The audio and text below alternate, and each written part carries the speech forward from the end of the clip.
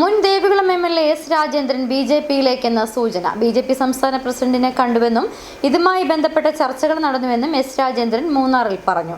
BJP സംസ്ഥാന നേതൃത്വത്തിന്റെ തീരുമാനം കൂടി എത്തുമ്പോഴേ ഇക്കാര്യം അവസാന ഘട്ടത്തിലേക്ക് എത്തുകയുള്ളൂവെന്നും ബി.ജെ.പി സംസ്ഥാന നേതാക്കൾ ഇക്കാര്യത്തിൽ പ്രഖ്യാപനം നടത്തുമെന്നും എസ്. രാജേന്ദ്രൻ വ്യക്തമാക്കി. സംസ്ഥാന പ്രസിഡന്റിനെ കണ്ടു സംസാരിച്ചിരുന്നു എന്നുള്ളത് വസ്തുതയാണ്. അവരുടെ ഒരു കൺക്ലൂഷൻ, ഒരു തീരുമാനങ്ങളോടുകൂടി എത്തിച്ചേരുമ്പോഴാണ് ഫൈനലൈസ് ആവുക. പ്രഖ്യാപനങ്ങളൊന്നും നടത്തിയിട്ടില്ല. ഇതേ ഉള്ളൂ കാര്യം. കണ്ടിരുന്നു, സംസാരിച്ചിരുന്നു എന്നുള്ളത് ശരിയാണ്. നമ്മളും ചില കാര്യങ്ങൾ പറഞ്ഞിട്ടുണ്ട്. വ്യക്തിപരമായി സ്ഥാനമാനങ്ങളോ അല്ലെ പിന്നെ മത്സരമോ അങ്ങനെയൊന്നും ആവശ്യപ്പെട്ടിട്ടില്ല.